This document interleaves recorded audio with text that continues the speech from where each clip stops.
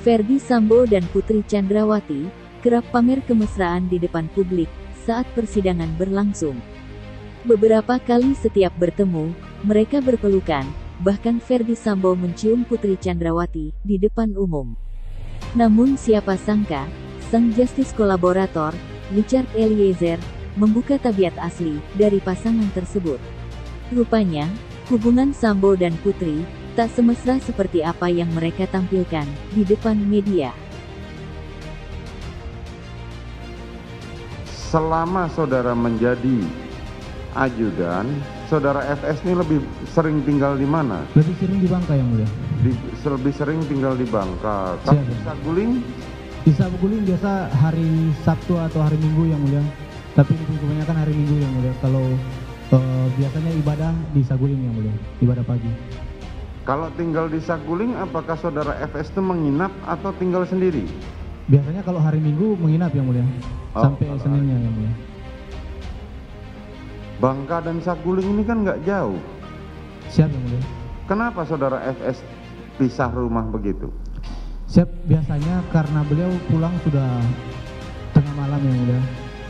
Jadi singgah Bangka, di swab, mandi, bersih-bersih diri, langsung istirahat yang mulia. Apakah setiap hari di swab?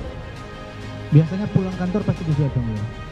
Saya cuma pengen tahu, apa sih, kan tadi kalau memang alasannya cuma karena saudara FS selalu pulang malam, kenapa nggak pulang ke Saguling? Kenapa pulangnya ke Jalan Bangka itu? Siap, untuk alasan lainnya saya kurang tahu yang mulia. Kan saudara kurang lebih ada sekitar 8 bulan ya, hampir 8 bulan saudara tinggal bersama saudara FS. Siap yang mulia. Saudara tidak tahu, tapi memang kebiasaan seperti itu? Memang kebiasaan seperti itu. Berdasarkan pengamatan saudara atau diceritakan oleh ajudan yang lain? Izin yang mulia.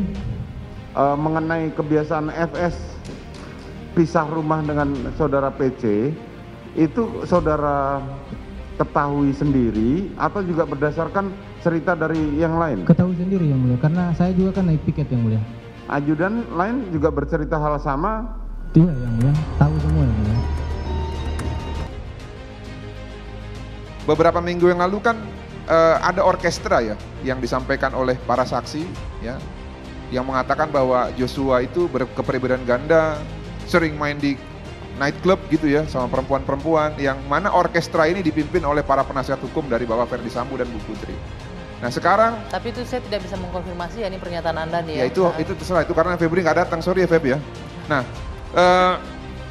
akhirnya terbukti lain ini, ternyata kliennya dia yang nakal nih.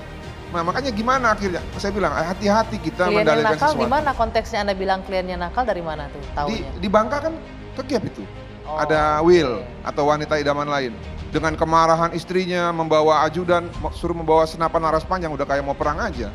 Nah ternyata ketika kita menunjuk, satu jari kita menunjuk orang lain, 4 jari kita menunjuk diri kita sendiri. Jadi hati-hati kalian dalam menyampaikan sesuatu, karena itu bisa berbalik kepada kalian nantinya.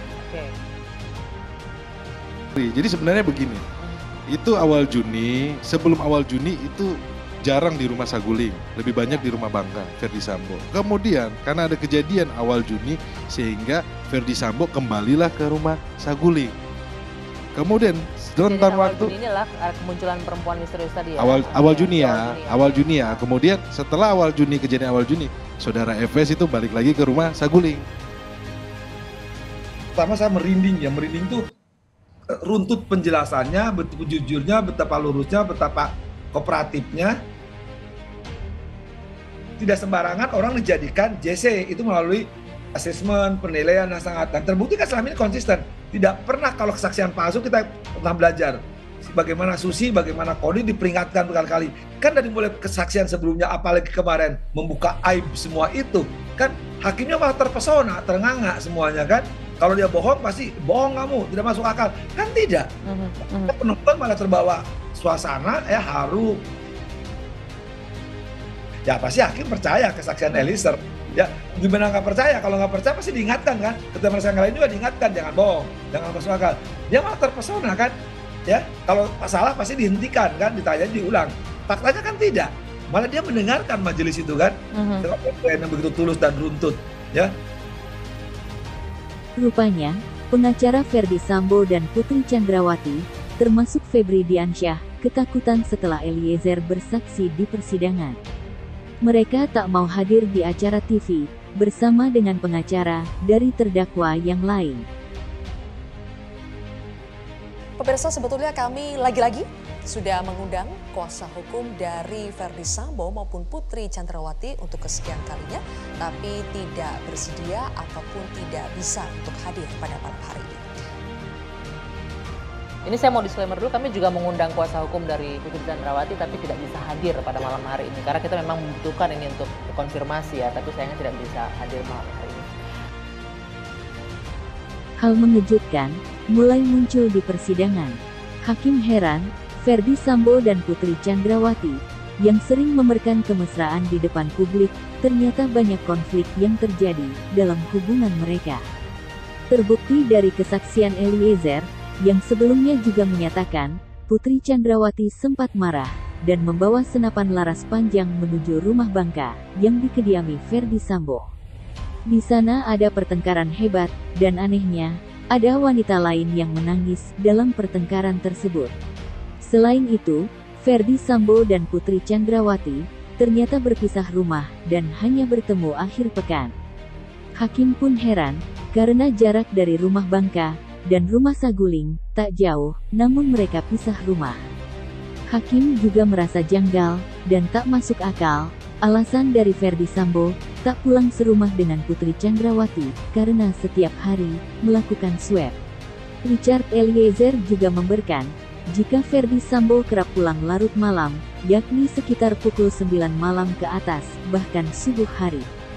Apabila Ferdi Sambo keluar kantor dijemput oleh rekannya untuk melakukan aktivitas tertentu, maka para ajudan diminta menunggu di kantornya. Hal ini menjadi keheran hakim, pulang larut malam menjadi alasan Ferdi Sambo tak bisa tinggal serumah dengan Putri Chandrawati. Hal ini membuat kita teringat dengan tuduhan kepada almarhum Brigadir J sering bermain di klub malam. Hal itu tak terbukti karena hasil autopsi jenazah Brigadir J negatif alkohol. Berdasarkan kesaksian Richard Eliezer, justru yang memiliki kebiasaan pulang larut malam hingga subuh adalah Ferdi Sambo. Yang mengherankan, justru Ferdi Sambo yang memilih tak pulang ke rumah istri setelah pulang larut malam dari aktivitasnya. Merasa mulai tersudutkan di persidangan, pengacara Ferdi Sambo dan Putri Chandrawati, termasuk Febri Diansyah, kerap menolak panggilan acara TV ketika diajak berdiskusi langsung dengan pengacara dari terdakwa yang lain. Entah alasan apa yang membuat mereka tak mau berdiskusi secara langsung dengan pengacara-pengacara yang lain. Atau pengacara Ferdi Sambo dan Putri Chandrawati bersembunyi karena kliennya sudah mulai tersudutkan di persidangan?